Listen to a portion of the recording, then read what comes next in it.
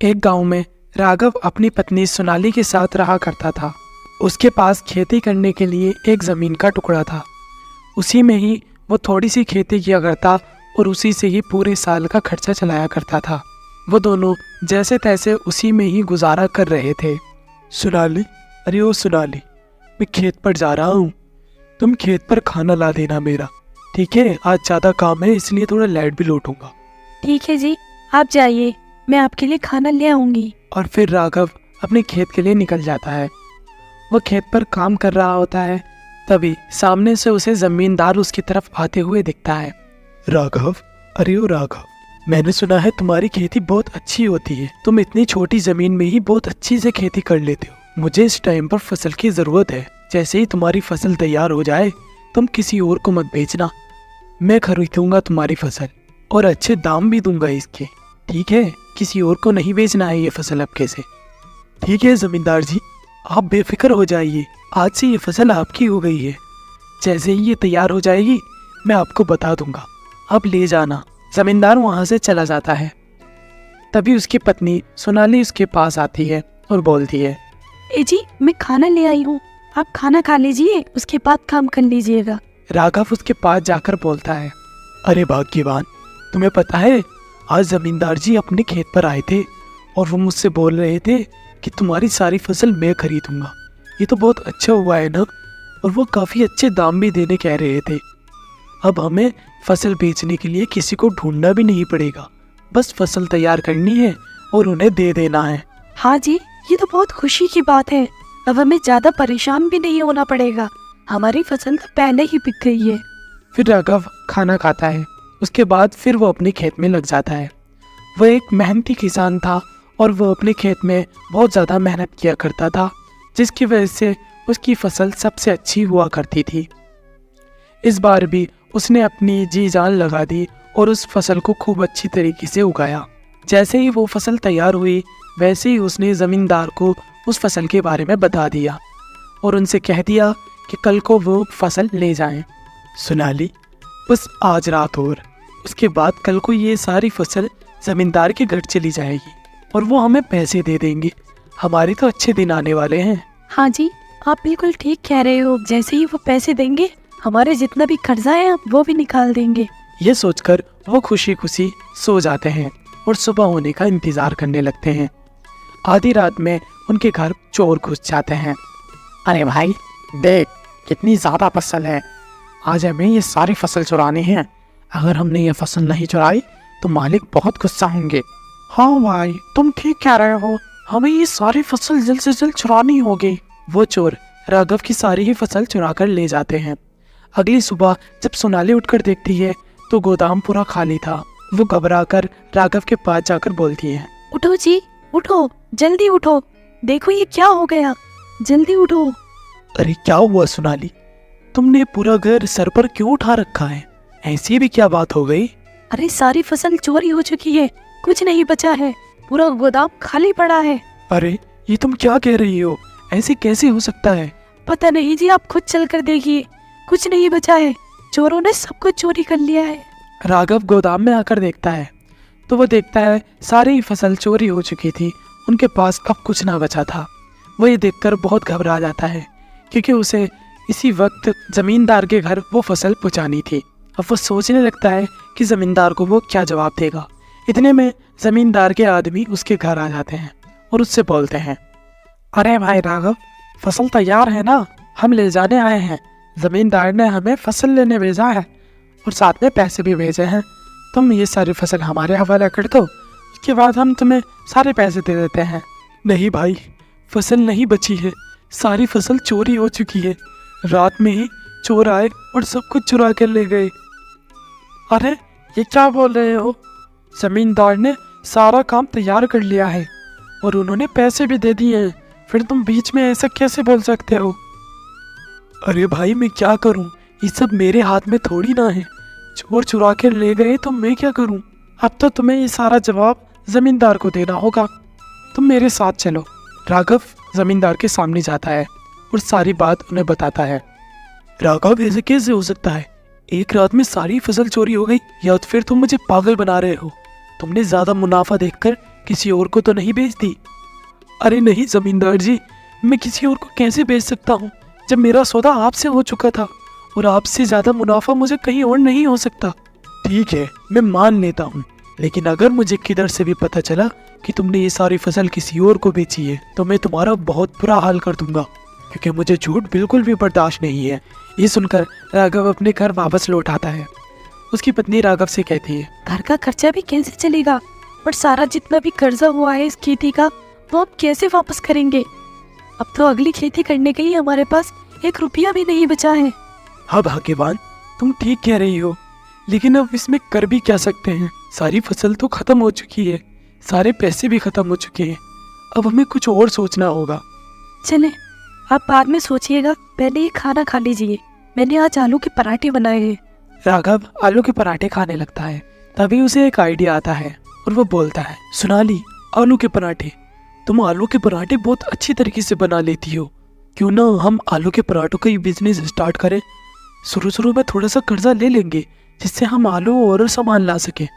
तुम घर पर पराठे बनाते रहना और मैं बाजार में जाके सारे पराठे बेच आऊंगा। हाँ जी, ये भी आइडिया ठीक है और ऐसा आप कर भी सकते हैं, क्योंकि मेरे हाथ के पराठे सभी को बहुत पसंद आते हैं। लेकिन अगर किसी को पसंद नहीं आए तो? अरे ऐसा हो ही नहीं सकता कि बाजार में किसी को तुम्हारे हाथ के पराठे पसंद ना आए। राघव सारा सामान ले आता है और सोनाली आलू के पराठे बनाने लगती है। जैसे ही आलू के पराठे बन जाते हैं वो बाजार ले जाकर उसको बेच देता है। उसके आलू के पराठे बहुत ज़्यादा स्वादिष्ट होते थे। सोनाली से बहुत अच्छी तरीके से आलू के पराठे बनाना आते थे और उसका स्वाद बहुत लाजवाब होता था। उसके पराठे हर किसी को बहुत पसंद आने लगे। जो भी एक बार उसके पराठे खाता वो बार बार उसकी दुकान पर आता।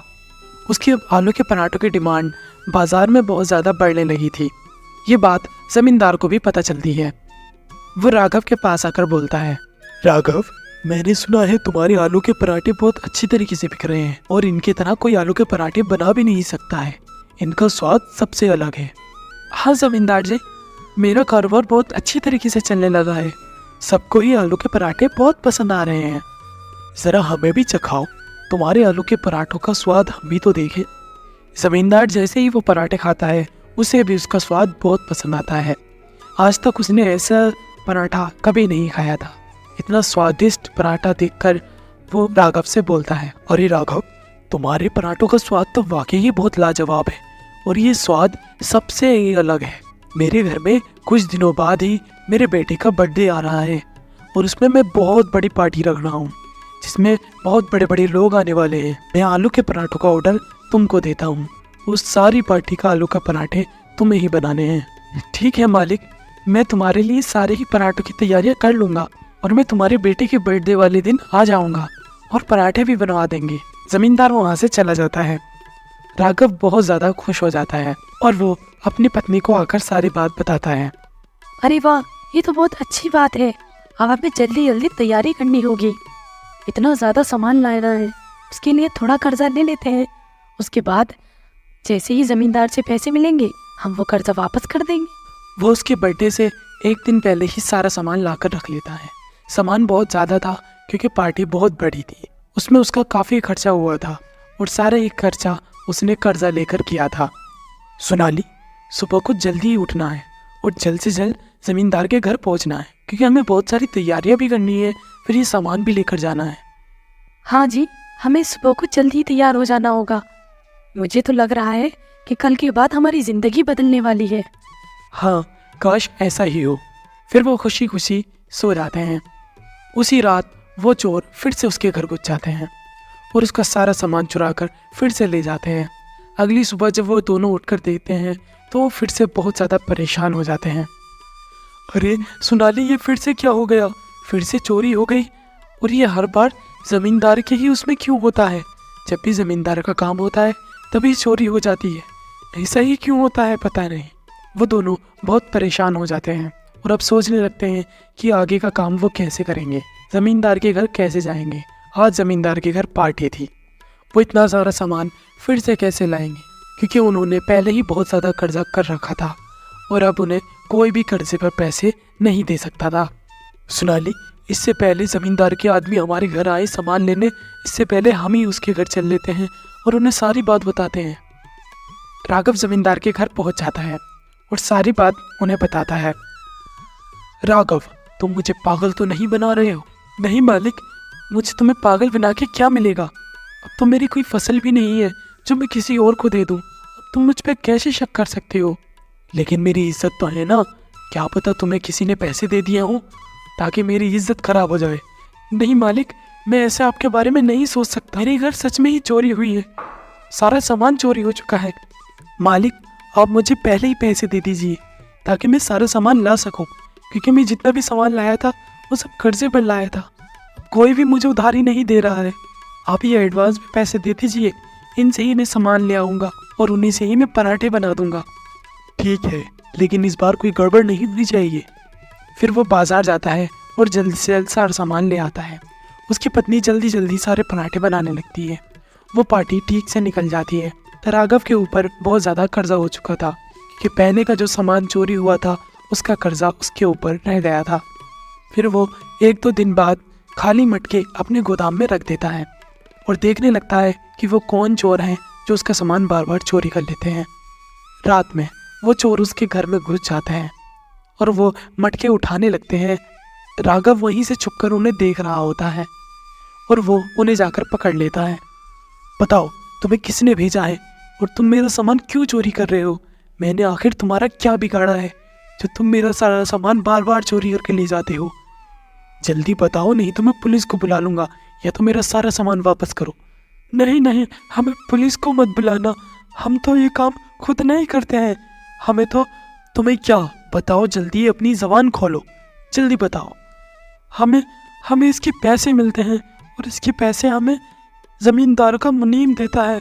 वही हमसे कहता है कि राघव के घर जाओ और चोरी करो, हम खुद नहीं करते हैं। फिर राघव जाकर ज़मींदार को सारी बात बताता है। क्या मेरा मुनीम ये सारे काम करता है? ऐसे कैसे हो सकता है? अभी उस मुनीम को यहाँ पर बुलाओ, मैं अभी सारी जानकारी निकालता हूँ। मुनीम को वहाँ बुलाया जाता है। क्या तुम ही राघव के घर चोरी कराते हो? जल्दी बताओ। नहीं मालिक, मैं कोई चोरी नहीं कराता। मैं चोरी क्यों कराऊंगा भला? जमींदार जी, ये ऐसे नहीं बताएगा, मैं उन चोरों को भी साथ लाया हूँ। फिर राघव उन दोनों चोरों को अंदर बुलाता है। तुम दोनों जमींदार को सब सच सच बता दो, डरने की कोई ज़रूरत नहीं है। फिर वो दोनों चोर जमींदार को सारी बात सच सच बता देते हैं। जमींदार ये सुनकर बहुत गुस्से में आ जाता है और वो अपने मुनीम से बोलता है, तुमने ऐसा क्यों किया? क्यों तुम इसके घर चोरी करवाते थे? इसने तुम्हारा क्या बिगाड़ा था? तुम्हारी इससे क्या दुश्मनी है? बताओ मुझे अभी। हाँ, मैं ही कराता था इसके घर चोरी, और मेरी दुश्मनी इससे नहीं, मेरी दुश्मनी तुमसे है। मुझसे कैसी दुश्मनी? मैंने क्या बिगाड़ा है तुम्हारा जो तुम मेरे पीछे पड़े हो? मैं यहाँ का सबसे अमीर आदमी बनना चाहता हूँ, जो कि तुम्हारे होते हुए ये कभी नहीं हो सकता। इसीलिए मैंने तुम्हें रास्ते से हटाने के लिए ये सब करा। क्या तुम मेरे घर रहकर ही और मुझे ही रास्ते से हटाने की बात करता है? ये सब सुनकर जमींदार को बहुत ज़्यादा गुस्सा आ जाता है और वो उसे शहर से निकलवा देते हैं। उसको वहाँ से भगाने के बाद वो राघव को अपना मुनीम बना लेता है। ये बात राघव अपनी पत्नी को बताता है। तुम्हें पता है भाग्यवान, आज जमींदार जी ने मुझे अपना मुनीम बना लिया। ये सारी चोरियाँ वो मुनीम ही कराता था। जैसे ही उसकी सच्चाई सामने आई, जमींदार ने उसे निकलवा दिया और उसकी जगह मुझे रखा है। अब हमारे अच्छे दिन आ चुके हैं। अच्छा, ये तो बहुत अच्छी बात है। अब हमें कभी भूखा नहीं रहना पड़ेगा। हाँ, अब हमें कोई भी चीज़ की कमी नहीं होगी। अब सारी चीज़ें हमारे पास होंगी। राघव मन का बहुत सच्चा और बहुत दयालु इंसान था। जैसे ही उसके पास दौलत आई, वो अमीर होने लगा। वैसे ही उसने गरीबों का भी बहुत ध्यान रखा। वो किसी गरीब को भी भूखा नहीं सोने देता था। हर गरीब इंसान के घर वो राशन पहुंचाता रहता था और इस तरह वो अपनी समझदारी और ईमानदारी की वजह से वहाँ पर बहुत तरक्की करता है और वो ऐसे ही दोनों राजी खुशी अपनी ज़िंदगी जीने लगते हैं। बहुत समय की बात है, एक रायपुर नाम का गांव हुआ करता था। उस गांव में एक किशन नाम का किसान अपनी बीवी किरण के साथ रहा करता था। उसी गांव में एक उसका पड़ोसी भी रहा करता था, जिसका नाम शेखर और उसकी बीवी का नाम देवकी था। एक दिन सुबह की बात है, शेखर और किशन दोनों मंडी में अपने अपने खीरे बेच रहे थे। अरे भाई, खीरे ले लो, खीरे, कच्चे कच्चे खीरे, बिल्कुल अभी तोड़ कर ला रहा हूँ खेत पे से। 10 रुपए किलो, 10 रुपए किलो, जल्दी आओ और ले जाओ खीरे खीरे। इसी तरह वे दोनों खूब आवाज़ लगा रहे थे।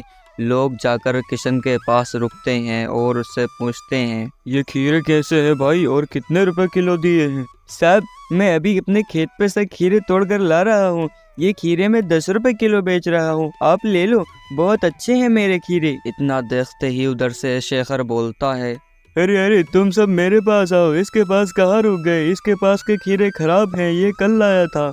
मैं आज ही अपने खेत से बहुत कच्चे कच्चे खीरे तोड़ कर लाया हूँ जो खाने में बहुत ही ज़्यादा स्वादिष्ट होंगे। आप आइए, हमसे खीरे लीजिए। इतनी बातें सुनकर लोग किशन के पास से जाकर शेखर के पास रुक जाते हैं और शेखर के सारे खीरे बिक जाते हैं। फिर वह अपने घर आ जाता है और किशन वही बैठा हुआ सोचता है, हे ऊपर वाले, ये शेखर तो मेरा कोई काम चलने ही नहीं देता। जब भी मैं कोई काम करता हूँ ये उसमें उंगली अड़ा देता है। मैं क्या करूँ, बड़ा ही परेशान हूँ। ऐसा ही चलता रहा तो एक दिन मुझे भूखा सोना पड़ेगा और मेरे खाने के लाले पड़ जाएंगे। इतना बोलकर वह अपने घर आकर अपनी बीवी से बोलता है, अरे भाग्यवान, मैं क्या करूं, मैं बड़ा परेशान हूं। ये हमारा पड़ोसी शेखर हमें लगता है जीने ही नहीं देगा। जब भी मैं कोई सब्जी बाजार ले जाकर बेचता हूं तो यह मेरी सब्जी को गलत बता देता है और अपनी सब्जी कम दामों पर बेच आता है। ऐसे में हमारा क्या होगा? ये हमारा कभी भला नहीं चाहता है और हम तो इसका बुरा भी नहीं चाहते, लेकिन ये हमारे साथ ऐसा क्यों करता है? मैं बहुत परेशान हूँ भाग्यवान। अगर ये हमारे साथ ऐसा ही करता रहा तो आगे चलकर हम क्या खाएंगे और क्या कमाएंगे? मैं सब्जी बाजार मंडी में कुछ भी ले जाऊँ ये मुझे बेचने ही नहीं देता। मैं क्या करूँ, बड़ा परेशान हूँ। जी, अब इसमें हम क्या कर सकते हैं? जब ऊपर वाले को यही मंजूर है तो अब मेरी तो कुछ समझ में भी नहीं आ रहा है। जो होगा देखा जाएगा। अरे ऐसे कैसे देखा जाएगा? कुछ तो उपाय होगा इसका। कोई आइडिया ही बता दो जिससे हमें इससे छुटकारा मिल सके। बताओ मैं क्या करूं? हाँ जी, मेरे पास एक आइडिया तो है। अगर आप कहो तो मैं बताऊं, जो शायद काम भी कर जाएगा। हाँ हाँ बताओ भाग्यवान, तुम ही कुछ बताओ। अब हमारी बुद्धि तो भ्रष्ट हो चुकी है। हमारी समझ में तो कुछ नहीं आ रहा है कि क्या करें और क्या ना करें। तुम ही कुछ ऐसा बता दो जिससे हमारा समाधान हो जाए। फिर किरण अपने पति किशन को अपना आइडिया उसके कान में बताती है और फिर उसका पति बोलता है, अरे वाह भाग्यवान, ये आइडिया तो बहुत ही ज़्यादा बढ़िया है। तुमने पहले से मुझे क्यों नहीं बताया? अगर तुम यह बात मुझे पहले बता देती तो अब तक पता नहीं क्या हो गया होता। और अब तो कहानी में बहुत मज़ा आने वाला है। अब तो उसे उसकी नानी याद दिला दूंगा मैं। तुम बस मेरा साथ देती रहना। और जैसा आइडिया तुमने बताया है ऐसा तो मैंने सोचा भी नहीं था। तुमने बहुत ही ज़्यादा दमदार आइडिया बताया है। आज ज़रूर उसकी नानी याद आने वाली है।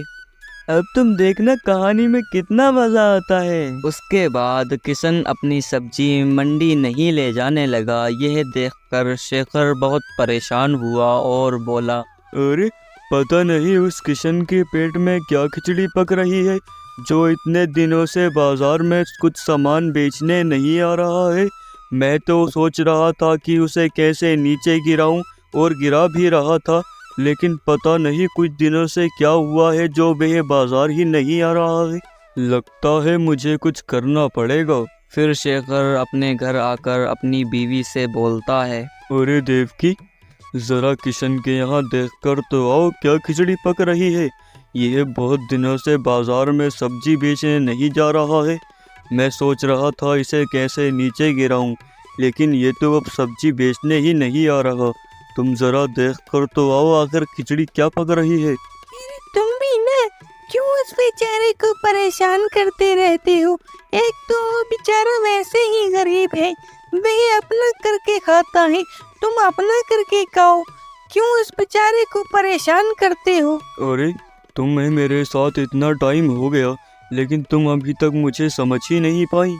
अरे जब उसके कोई काम नहीं चलेगा तभी तो हमारा धंधा चलेगा, हमारी सब्जियां बिकेंगी, जभी तो हम मालदार होंगे, हमारे पास खूब सारा पैसा होगा और हम बहुत बड़े आदमी बन जाएंगे।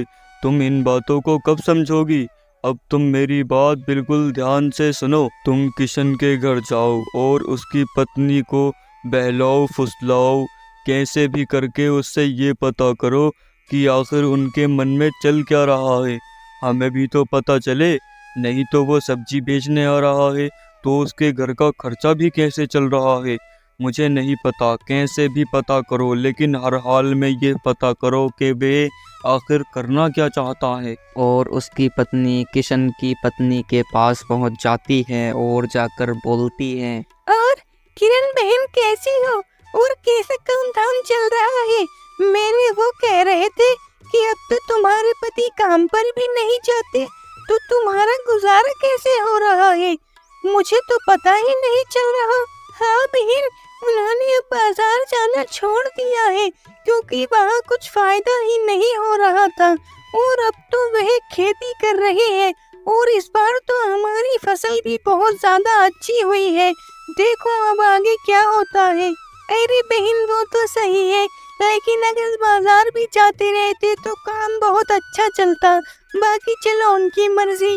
और तुमने फसल काहे की लगाई है इस बार? अरे बहन, हमने इस बार धनिया की फसल लगाई है। सुना है जैसे ही धनिया के दिन आएंगे उसका रेट अब किसी बहुत ऊंचा रहेगा, इसीलिए हमने धनिया की फसल लगाई है। अच्छा, चलो बहन, ये तो बहुत अच्छी बात है कि तुमने धनिया की फसल लगाई है और फसल हो भी अच्छी रही है। चलो फिर किरण बहन, मैं अब चलती हूँ। मैं फिर आऊंगी तुम्हारे पास और हम फिर बातें करेंगे। अब मुझे जाना होगा, मेरे पति मेरे घर इंतजार कर रहे होंगे। फिर शेखर की पत्नी किशन के घर से वापस अपने घर आ जाती है। फिर वहाँ से आकर शेखर की पत्नी शेखर को सारी बात बताती है और फिर शेखर सोचता है, अरे भाग्यवान, अब हम भी हरे धनिये की फसल लगाएंगे। मैं किसी कीमत पर भी किशन को अपने से आगे नहीं निकलने दूंगा। हम तुम भी धनिये की फसल लगाएंगे और जैसे ही फसल होकर आ जाएगी तो उससे कम रेटों पर अपना धनिया बेचेंगे और उसका धनिया नहीं बिकने देंगे। अब हम यही करेंगे। चलो अब मैं अभी जाता हूँ और खेत पर जाकर धनिया लगाने का प्रोग्राम करता हूँ, जल्द ही धनिया हो जाएगा। फिर शेखर अपने खेत में हरे धनिये की फसल बो देता है और उसकी फसल भी अच्छी होती है। एक दिन शेखर जब किशन के खेत के पास जाता है तो देखता है, अरे इस किशन की फसल तो बहुत ही ज़्यादा अच्छी हो रही है और हमारी फसल तो इसकी आधिया भी नहीं है। ये ऐसा क्या लगा रहा है अपनी फसल में जो हम नहीं लगा रहे? लगता है देखना पड़ेगा। ये जो भी अपनी फसल में लगाएगा मैं इससे 2 गुना ज़्यादा लगाऊंगा, नहीं तो ऐसे ये तो करोड़पति बन जाएगा और हमारे हाथ तो कुछ भी नहीं आएगा। जब हमारी फसल इससे अच्छी होगी सभी तो लोग खरीदेंगे, नहीं तो हमारी फसल तो कोई भी नहीं खरीदेगा। अब मुझे देखना पड़ेगा कि ये आखिर लगाता क्या है। चाहे कुछ भी हो जाए, फसल तो मैं इससे अच्छी करके रहूँगा। मोहन के हरे धनिये की खेती तो बहुत ही ज़्यादा अच्छी थी। फिर शेखर वहाँ से अपने घर आ जाता है और अपनी बीवी से बोलता है, अरे भाग्यवान, किशन का खेत तो हमारे मुकाबले बहुत अच्छा हो रहा है और हमारा खेत तो बिल्कुल बेकार ही हो रहा है। तुम जाकर किशन के घर उसकी बीवी से पूछ कर आओ कि आखिर वो अपने खेत में ऐसा क्या डाल रहा है, फिर हम भी अपने खेत में वही डालेंगे। तुम जाओ अभी और उससे पूछ कर आओ।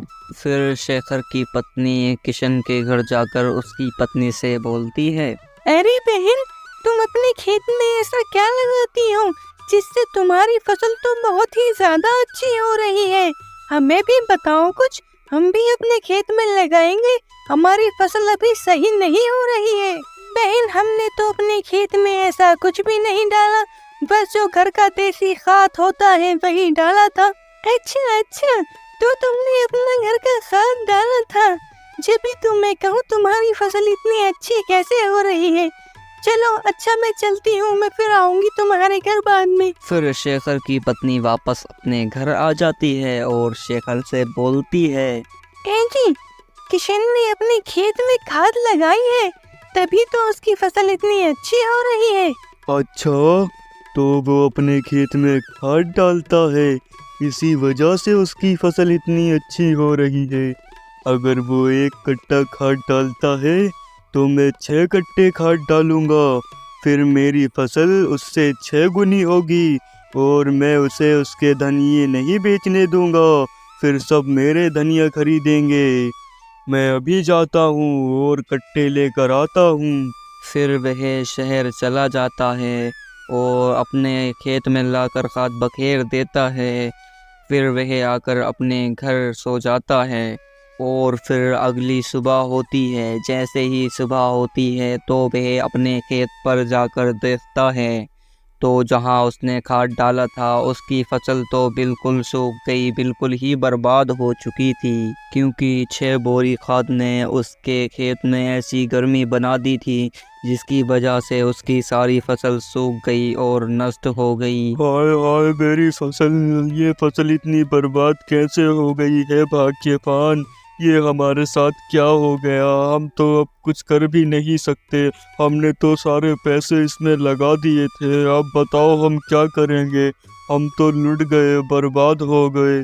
और उधर किशन धनिया ले जाकर फिर से बाज़ार में बेचने लगा, जिससे उसकी अच्छी आमदनी होने लगी। और उधर दूसरी तरफ शेखर ये समझ चुका था कि हमें कभी भी किसी की नकल नहीं करनी चाहिए, नहीं तो उसमें हमारा ही बुरा होता है। सो गाइस, अगर वीडियो पसंद आई हो तो वीडियो को लाइक और चैनल को सब्सक्राइब ज़रूर करो और घंटी को भी ऑल पे प्रेस कर लो ताकि हमारी आगे की नोटिफिकेशन आप तक पहुंचती रहे।